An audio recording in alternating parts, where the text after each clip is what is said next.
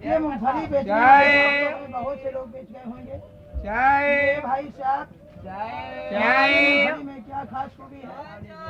14 item के मसाले के साथ में मूंगफली हाथ में खिलाएंगे। बैठे बैठे सीट पर आप लोग टाइम पास करो। दाना दाना से भरी मूंगफली खिलाएंगे साहब, बिल्कुल करारी भुनी होगी।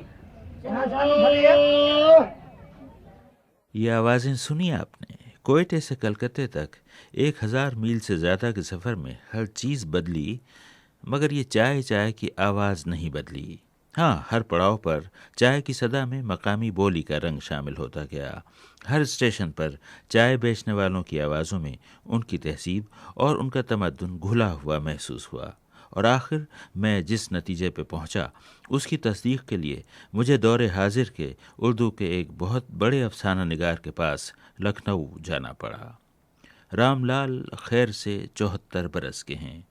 अब तो लखनऊ में रहते हैं, लेकिन 15 साल की उम्र में वो लाहौर के करीब मुगलपुरा के लोको वर्कशॉप में अप्रेंटिस भर्ती हुए और उन्होंने ज़िंदगी के 43 बरस रेलवे की मुलाजमत में गुजारे। आज भी बड़े इत्मीनान से बताते हैं कि उन्होंने कैसे खराद चलानी सीखी और किस उस्ताद से रेती चलाने की तरबियत पाई। रामलाल साहब की ये बातें तो ज़रा देर बाद, लेकिन उनके तवील तजर्बे की बिना पर मैंने उनसे पहले ये पूछा कि क्या ये सही है कि हर रेलवे स्टेशन पर चाय चाय की आवाज़ जुदा और मुख्तलिफ होती है, और क्या ये दुरुस्त है कि हर स्टेशन चाय वाले के लबो लहजे से पहचाना जाता है। कहने लगे कि मैं तो समझिए कि आंखें बंद करके जब रेल में डिब्बे में सोया होता था, लेटा होता था, तो मुझे मालूम हो जाता था कि ये किस स्टेशन की चाय है। फैज़ाबाद की है, बाराबंकी की है, या रुदौली की है, या बरेली की है। और ये तो आवाज़ें चाय वालों की थी। जब स्टेशन में गाड़ी दाखिल होती थी तो मैं लेटे लेटे अंदाज़ा लगा लेता था कि ये गाड़ी अब जो धड़ धड़ करती जा रही है, ये आवाज़ बरेली के यार्ड की है, ये शाहजहानपुर की है, ये मुरादाबाद की है। और फिर बाहर से कुलियों की आवाज़ें आती थीं, लोगों की आवाज़ें आती, उससे मुझे पूरा अंदाज़ा हो जाता था। और मैं बड़े मज़े से, बड़े इत्मीनान से उठता था, उस स्टेशन में उतर जाता था जहाँ मुझे उतरना होता था। रामलाल साहब जैसा अच्छा अफसाना लिखते हैं, उतनी ही भली बातें भी करते हैं। अब ज़ईफ़ भी हैं और कमज़ोर भी, मगर उस रोज़ मुझसे मिलने के लिए आए और देर तक अपनी, रेलवे की और अपने अफसानों की बातें करते रहे। मैंने कहा कि खुद अपनी रेलवे की मुलाजमत का अफसाना सुनाइए। रेल की दुनिया और रेल से बाहर की दुनिया को आपने कैसा पाया? रेल के पीछे भी एक दुनिया आबाद है कि रेल कौन बनाता है, और उसमें लाखों लोग काम कर रहे हैं उस दुनिया में। इत्तेफाक से मुझे 5 साल तक उस दुनिया को देखने का मौका मिला जब मैं लाहौर के पास मुगलपुरा की रेलवे वर्कशॉप में बतौर अप्रेंटिस भर्ती हुआ। तो वहाँ मैंने, मेरी वर्कशॉप जो थी जहाँ मैं काम करता था, लोको वर्कशॉप, 24,000 मज़दूर काम करते थे, और उस ज़माने में अंग्रेज़ की हुकूमत थी। उसके मुतसिल एक और वर्कशॉप थी बहुत बड़ी, वो कैरी शॉप कहलाती थी, जहाँ पर मालगाड़ी के या सवारी गाड़ी के डिब्बे बनते थे। लोको में तो इंजन ही बनते थे। और उन मज़दूरों को मैंने छुट्टी के वक्त, सुबह के वक्त, शाम के वक्त आते जाते लाखों की तादाद में देखा। साइकिलों के अंबार देखे शेडों में रखे हुए। स्पेशल गाड़ियाँ चलती थीं जिसमें वो लोग बैठकर वर्कशॉप में आया करते थे लाहौर से। और मैं लाहौर शहर में रहता था, लाहौर से ही साइकिल भी आया करता था। तो मैंने उस दुनिया को जो देखा, तो उसके पीछे आप तसव्वुर नहीं कर सकते। जो लोग रेलगाड़ी में खाली सफ़र करते हैं उन्हें नहीं मालूम कि इंजन का पहिया कितना भारी होता है। उस पहिए को उठाने के लिए, उस इंजन के पहिए को बनाने के लिए, इंजन के साथ जोड़ने के लिए, इंजन का सारा ढांचा तैयार करने के लिए कितनी दिक्कत होती है, कितनी क्रेनें काम करती हैं, कितने आदमी मर जाते हैं, कितने आदमी कट जाते हैं, कितने बड़े बड़े हादसे होते हैं, ये सब मैंने देखे हैं। और मुझे उस ज़माने में वो सारे, वो मेहरबान आंखें याद आ रही हैं, वो मुशफ़िक़ चेहरे याद आ रहे हैं जिन्होंने मुझे खिरात मशीन चलाना सिखाया, जिन्होंने मुझे रेती चलाना सिखाया, काम करना सिखाया। कोई हमारे उस्ताद पीरा दत्ता थे, कोई उस्ताद हमारे अल्लाह दत्ता थे, कोई ग़ुलाम रसूल थे, कोई नानक सिंह थे, कोई हीरा लाल थे। वो सब मुझे याद आते हैं। और ये बात समझिए कि कितने ज़माने, अब मैं 74वें साल में हूँ। ये 15 साल से लेकर 43 साल का ज़माना है जो गुज़र गया है पलक झपकते ही। लेकिन वो दुनिया मैं भूल नहीं सकता, उस दुनिया की अहमियत को भी मैं भूल नहीं सकता। उसकी अहमियत यकीनन है। यही बात चल रही थी और रामलाल साहब कह रहे थे कि देखा जाए तो जो कुछ रेल से बाहर की दुनिया में हो रहा है वही अंदर भी होता है। मैं एक वाक़या सुनाऊँ, एहतशाम साहब का वाक़या सुनाऊँ। सईद एहतशाम साहब ने बताया मुझे कि वो दिल्ली जा रहे थे और गाज़ियाबाद से पहले भोर में जब गाड़ी गुजरी तो एक लड़का अंदर आया और उसने चाकू दिखाया कि आपकी जेब में जो कुछ है निकालो। तो एहतशाम साहब ने कहा कि मुझे लड़का चोर नहीं मालूम हुआ। तो मैंने उसको बुलाया, बेटा बैठो यहाँ, तुम्हें ज़रूरत क्या है, तुम क्या करते हो, मैं तुम्हें पैसे दे देता हूँ, जितने पैसों की ज़रूरत है मैं दे देता हूँ। उसने कहा मैं स्टूडेंट हूँ। तो उसको मैंने पैसे दिए तो उसने पैसे फिर लेने से इनकार कर दिया और शर्मिंदा हुआ।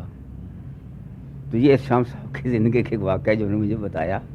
तो बहरहाल चोर चक्के भी आते हैं, डाकू भी आते हैं, मार भी डालते हैं, नीचे भी फेंक देते हैं। ये सब ज़िंदगी में वही जो कुछ गाड़ी के बाहर हो रहा है ज़िंदगी में, तो रेल में भी होता है। अब उनसे रेलवे के मुलाजमों और मेहनतकशों की बातें होने लगीं। मैंने कहा कि रामलाल साहब, मुझे आपके ज़माने के उन इंजन ड्राइवरों और फायरमैनों का बहुत ख्याल आता है जो बर्रे सग़ीर की तपती हुई गर्मियों में दिन दिन भर कोयले और भाप के इंजन चलाया करते थे और सारी उम्र इंजन की भट्टी के आगे गुजार देते थे। रामलाल साहब बताने लगे, मैंने देखा है ड्राइवरों को भी और उनके साथ जो दो दो असिस्टेंट काम करते हैं उनको फायरमैन कहते हैं, उनको भी मैंने उनके साथ मैंने इंजन पर ट्रैवल किया है और मैंने देखा कि कैसे कोयला झोंकते हैं, कैसे कोयले की गर्द उड़ती है, उनके चेहरे काले हो जाते हैं, कपड़े काले हो जाते हैं और घर जाकर कैसे मल मल कर अपने आप को धोते होंगे, फिर भी पूरी तरह से साफ़ नहीं होते होंगे।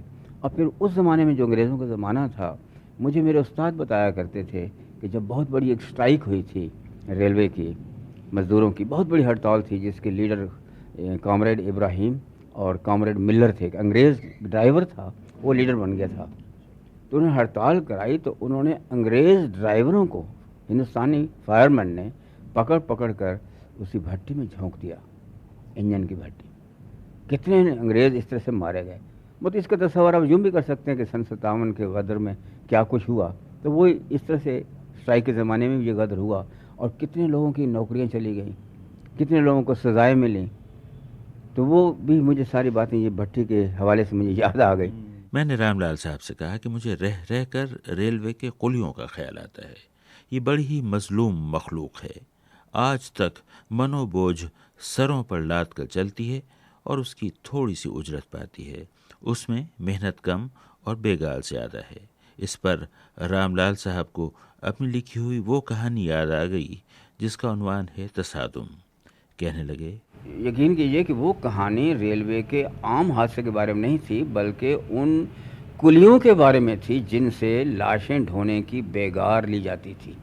हादसे के बाद उनकी बदलती हुई जहनीत के बारे में कहानी थी कि शुरू में तो हॉरर सा, एक दहशत सी उनकी फैल जाती है उनके अंदर कि लाशें पड़ी हैं, यहाँ सर पड़े हैं, वो बाजू पड़े हैं, वहाँ धड़ पड़ा हुआ है, कुचले हुए हैं, पहचाने नहीं जाते चेहरे, और पुलिस उनको पकड़ कर ले आती कि उठाओ लाशें, उठाओ ढो। और ये कुली वो बताई हुई बात है मेरी, जो कहानी मुझे कहाँ से मिली। उनका हम लोग अपनी वर्दी उतार देते थे, हम अपने बैज उतार देते थे कि हम बेगार में पकड़े ना जाएं, और पकड़े गए तो हमें ये सब फेस करना पड़ता था। लेकिन आहिस्ता आहिस्ता कैसे हम अपने आप को एडजस्ट करते थे उस माहौल में।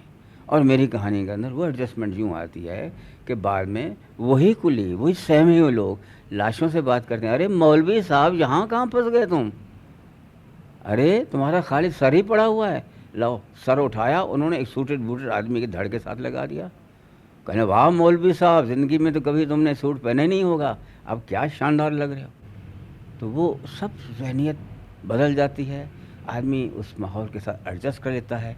दूसरे आदमी को जो सुनेगा, जो देखेगा, वो तो ये समझा कि तो पत्थर दिल इंसान है, लेकिन पत्थर दिल नहीं है, उन्होंने एडजस्ट किया है माहौल के साथ, ये उनकी मजबूरी है।